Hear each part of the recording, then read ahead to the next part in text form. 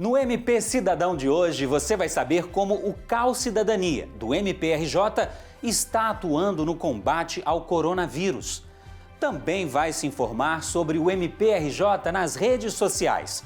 No nosso bloco de entrevistas, vamos falar sobre o processo eleitoral com as promotoras de justiça Miriam Latemeyer e Laura Maia, respectivamente, coordenadora e subcoordenadora do CAU Eleitoral do Ministério Público do Rio.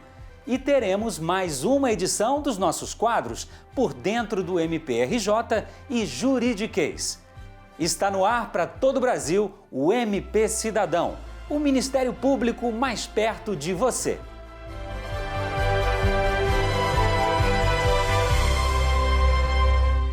Olá, o MP Cidadão está no ar. Eu sou o Sérgio Borges e trago as informações do Ministério Público do Rio de Janeiro para vocês. Vamos começar dando um giro nas redes sociais do MPRJ? Acompanhe.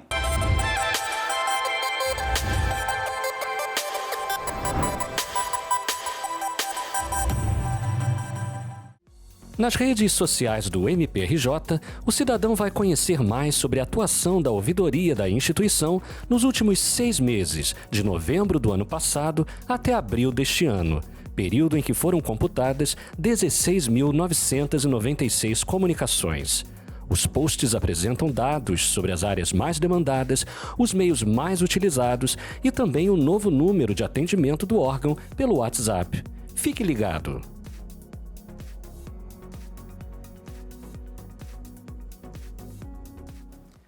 Em tempos de pandemia do novo coronavírus, entenda como o CAU Cidadania está atuando para evitar aglomerações em locais e eventos pelo estado do Rio de Janeiro.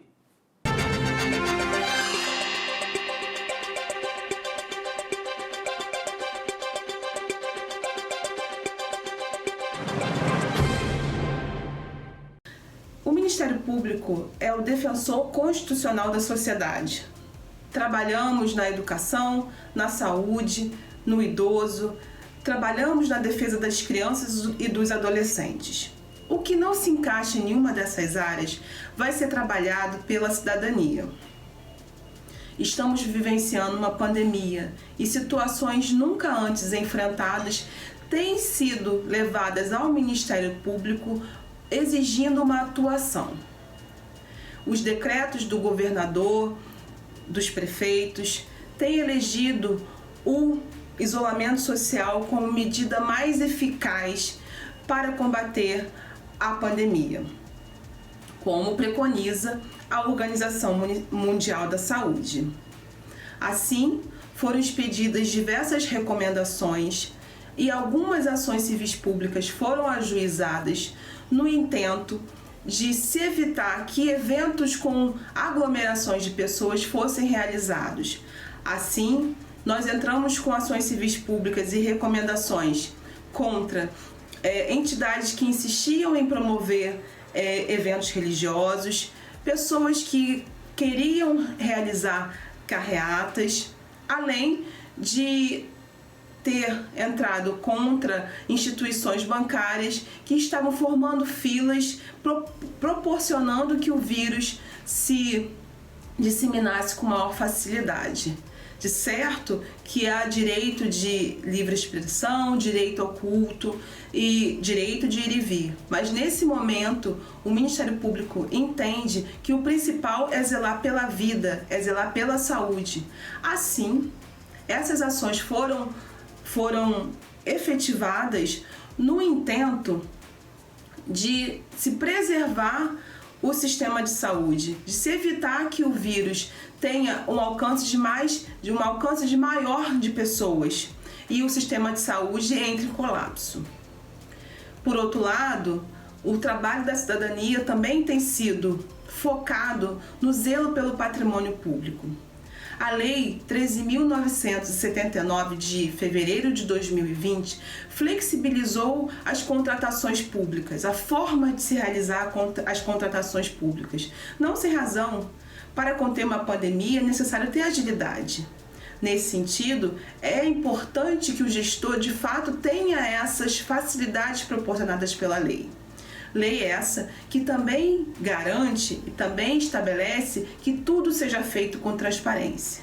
Assim, foram expedidas recomendações no sentido de que os gestores coloquem em suas páginas de internet, nos seus sítios públicos de internet, todas as informações afetas aos contratos feitos com base na Lei 13.979 de 2020.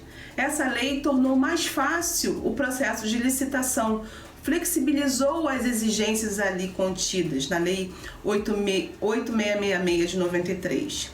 Assim, cabe ao Ministério Público acompanhar o que está sendo feito, buscando evitar que a compra seja realizada com severo dano aos cofres públicos, consciente que há uma busca mundial pelos mesmos equipamentos, pelos mesmos insumos, mas também tendo a ciência de que oportunismo pode ocorrer e, nesse sentido, cabe ao Ministério Público zelar para que a pandemia seja contida da melhor forma possível, ou seja, em respeito aos princípios que regem a administração pública.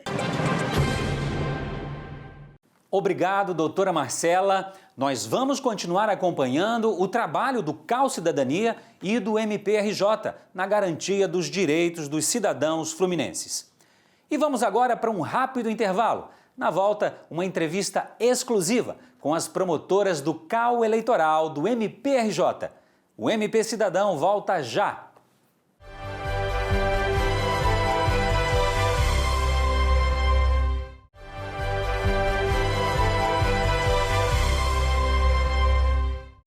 O MP Cidadão está de volta. Apesar das discussões sobre o adiamento do processo eleitoral deste ano, a data das eleições municipais está mantida para o dia 4 de outubro.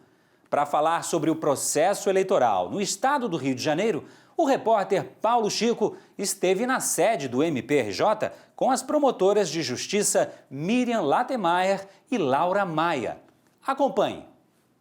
Doutora Miriam Latermaier, doutora Laura Maia, obrigado pela presença de vocês aqui, pela oportunidade da gente bater esse papo. Eu gostaria de começar, doutora, explorando a senhora para a gente ter conhecimento de qual papel cabe ao Ministério Público durante o processo eleitoral. O Ministério Público, principalmente nas eleições municipais, ele tem uma situação de extrema relevância, de extrema importância.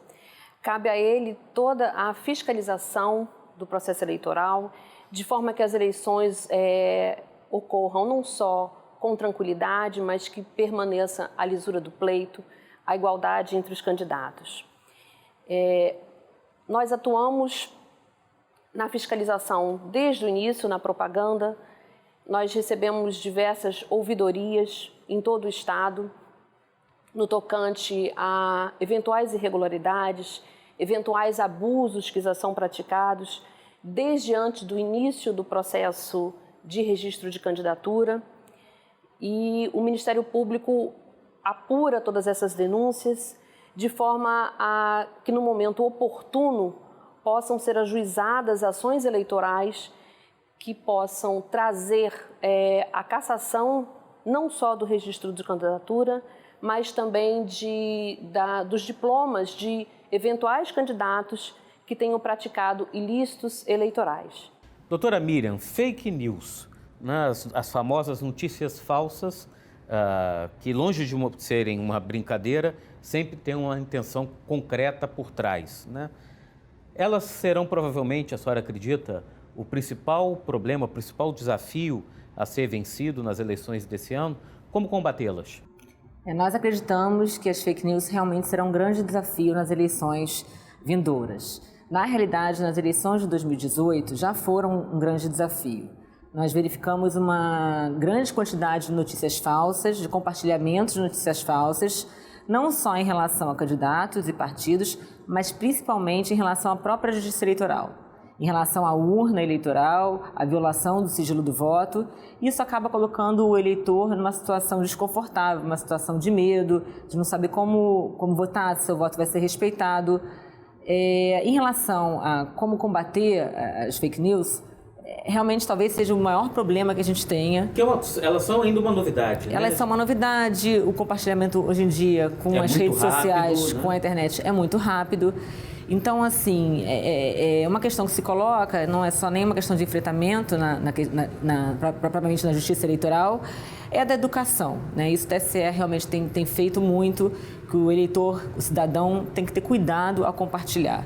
E aí ele tem que checar se aquela notícia é verdadeira ao compartilhar. Antes de passar à frente. Antes de passar à frente.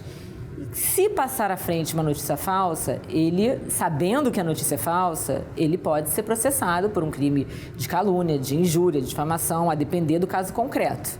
Mas existe tipos penais eleitorais que podem ser levados à tona nessas situações. Além disso, um grande desafio que nós teremos nas eleições de 2020 é a questão do impulsionamento de notícias em massa negativas. Os famosos disparos, né? Os disparos. Robôs que veiculam notícias falsas.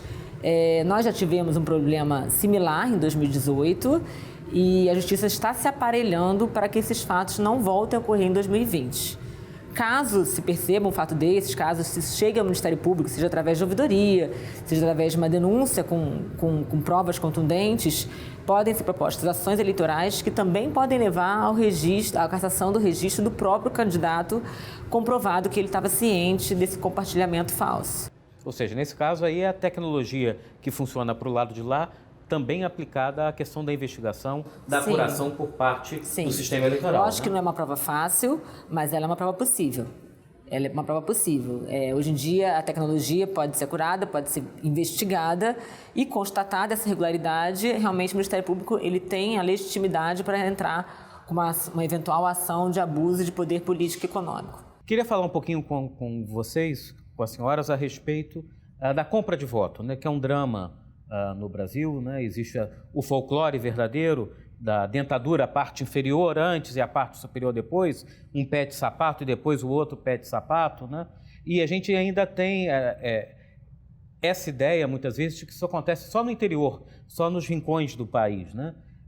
Acontecem fenômenos dessa ordem, doutora Laura, também, por exemplo, no estado do Rio de Janeiro? Acontece. Na verdade, esse folclore, ele é um folclore verdadeiro, é um folclore, né, presente ainda. Infelizmente. Né? Infelizmente. E a corrupção eleitoral, né, que a gente sempre conhece como a compra de voto, ela acontece às vezes de uma forma dissimulada ainda. Existe, por incrível que possa parecer, a troca de um voto por um botijão de gás. Existe a troca de voto também por um telhado na minha casa, a casa do eleitor que está precisando. Existe a compra de voto através do oferecimento de um emprego. Isso ainda é muito presente, se verifica tanto em cidades pequenas, como se verifica em comunidades mais próximas. O que a senhora está dizendo, doutor, então, é que muda-se a moeda do escambo, né, mas a prática perversa, danosa, persiste. Persiste e o combate, não posso afirmar que é um combate fácil, porque o eleitor que, vamos assim dizer, que ele vende e que ele aceita esse tipo de prática, ele também está praticando um crime. Então, é uma dificuldade de você obter esses elementos. E o que é importante a gente dizer também é que a compra de voto, ela gera, além de um aspecto na prática de um crime eleitoral, o crime de corrupção, ela pode trazer para o candidato também a cassação do seu registro. Porque essa compra de voto, ela vem embutida, né, num contexto muito maior de abuso do poder político e poder econômico. Então, as ações elas são entrelaçadas e demandam uma atuação pontual, forte, né, e desafiadora para o promotor eleitoral durante as eleições. Às vezes, a gente pode achar que é pouca coisa, mas já aconteceram casos, por exemplo, de um determinado candidato oferecer, a título de festa do Dia dos Trabalhadores, ele oferece, por exemplo, instrumentos como uma enxada, como furadeira. Isso é uma compra de voto. É preciso que o eleitor ele esteja atento que, às vezes, determinadas ofertas que são proporcionadas por um candidato, né, ele tem ali o objetivo final de ter o voto daquele eleitor, né, e cria no eleitor aquele sentimento de gratidão. Eu tive alguma coisa em troca, ele veio aqui, ele ofereceu o medicamento que eu precisava, os óculos que a minha filha estava precisando, a cadeira de roda que, mesmo ele estando ocupando um cargo público, ou como um secretário, ou com algum outro setor da prefeitura, era uma obrigação do poder público, mas gera para o eleitor aquela sensação de que eu me sinto obrigado a votar. Essa é a corrupção eleitoral nefasta que nós ainda enfrentamos nos dias de hoje. A senhora falou sensação, ou seja, não precisa ser uma coisa declarada, né? Quase nunca é, na verdade, né? O eleitor sequer precisa fica subentendido, aceitar, né? Exatamente, fica subentendida, cria psicologicamente no eleitor aquela obrigação, vamos dizer assim, quase que moral mesmo, de que eu preciso votar nele porque ele me deu alguma coisa em troca. E qual o caminho para denunciar essa prática? O caminho a denúncia pode ser feita através das nossas ouvidorias, pode ser feita através dos canais de ouvidoria do próprio Tribunal Regional Eleitoral, pode ser feita diretamente, né, nos municípios pequenos, pode ser feita diretamente nas sedes das promotorias de justiça. Muito obrigado mesmo. Voltamos ao estúdio. Obrigado, Paulo Chico. E você não saia daí, porque depois do intervalo tem mais MP Cidadão.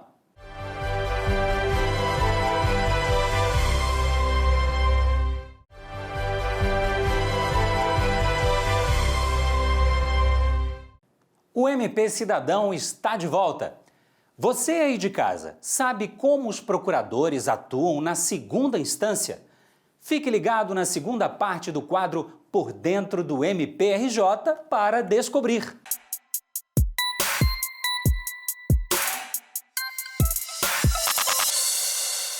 O trabalho do Ministério Público do Estado do Rio de Janeiro conta com órgãos colegiados importantes. São eles o Conselho Superior do MPRJ e o Colégio de Procuradores de Justiça, com seu órgão especial.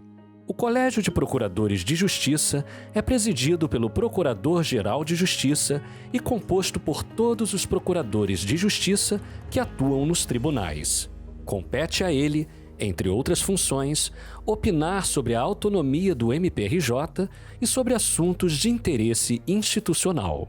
Para exercer as funções do colégio que não são reservadas à sua composição plena, é formado o órgão especial do Colégio de Procuradores de Justiça. A ele compete, dentre outras funções, dar posse ao Procurador-Geral de Justiça e ao Corregedor-Geral de Justiça do MPRJ. A decana do órgão especial, Procuradora de Justiça Maria Cristina Palhares Telecheia, falou ao MP Cidadão sobre o órgão especial e sua composição. O órgão especial do Colégio de Procuradores de Justiça é, ao mesmo tempo, órgão de execução e um órgão da Administração Superior do Ministério Público do Estado do Rio de Janeiro, que é composto de 20 membros. Nós temos 2 membros que são natos, Procurador-Geral de Justiça que o preside e o Corregedor-Geral do Ministério Público. Além desses 2 membros, nós temos 10 membros também chamados de natos. São os procuradores de justiça mais antigos na classe. E aí é bom fazer uma distinção em que a antiguidade, para esse efeito, ela é na classe de procuradores e não na carreira do Ministério Público. E nós temos também os 10 membros eleitos. As eleições ocorrem a cada 2 anos.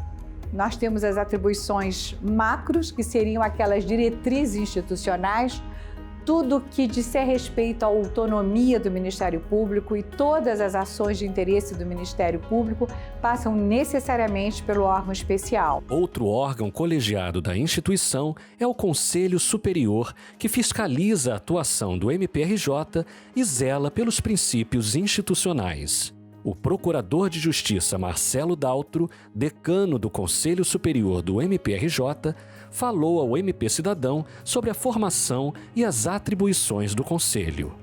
O Conselho Superior do Ministério Público é um órgão composto por 10 integrantes, sendo 8 eleitos pelos promotores e procuradores de justiça e 2 não eleitos, que são o Procurador-Geral de Justiça, que é o chefe do Ministério Público, e o Corregedor-Geral do Ministério Público. O Conselho Superior do Ministério Público tem 2 funções principais, como órgão de execução e como órgão de administração superior. Como órgão de execução, a função principal do Conselho é rever as decisões que os promotores de justiça tomam de arquivar inquéritos civis públicos e também examinar os recursos que os interessados fazem contra essas decisões. Se o Conselho Superior entender que a decisão está errada, ele determina o prosseguimento do inquérito ou determina ao promotor que promova a ação civil pública. Se entender que a decisão está correta, arquiva em definitivo.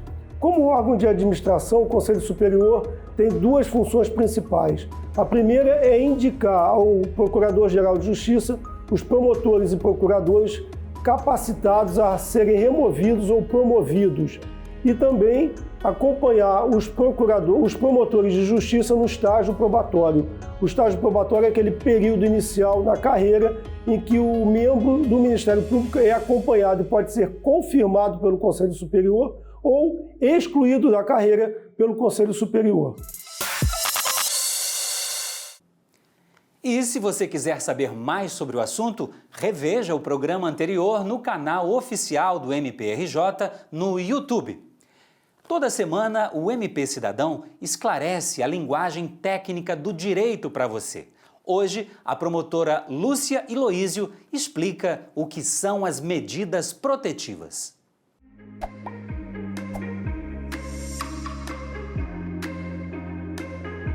Eu sou Lúcia Iloísio, sou promotora de justiça, atualmente subcoordenadora do Centro de Apoio das Promotorias Criminais, daqui do Ministério Público do Rio de Janeiro. E hoje nós vamos falar um pouquinho sobre o que são medidas protetivas. Quando falamos em medidas protetivas, logo lembramos da chamada Lei Maria da Penha, a Lei Especial de Proteção às Mulheres em Situação de Violência Doméstica e Familiar.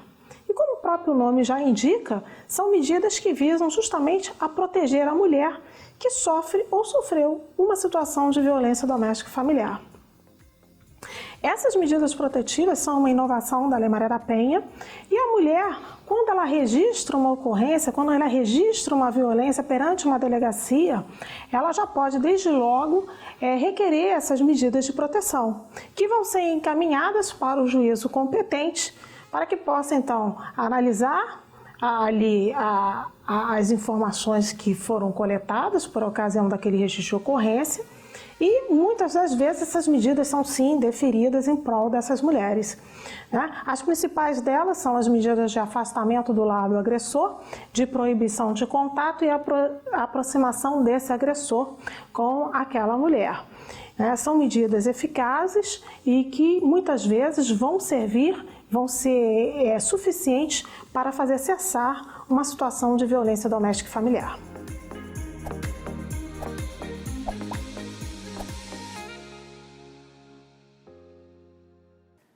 O MP Cidadão de hoje termina aqui. Para rever esta edição, fique atento aos horários das reprises na TV Justiça. Nos acompanhe também pelo YouTube. Se inscreva em nosso canal e ative as notificações. Não deixe de nos seguir nas redes sociais. Nosso programa também está disponível em podcast nas plataformas Deezer, Spotify e iTunes. Participe, entre em contato conosco. Nosso próximo encontro está marcado para a semana que vem. Um forte abraço e se cuide! Até mais!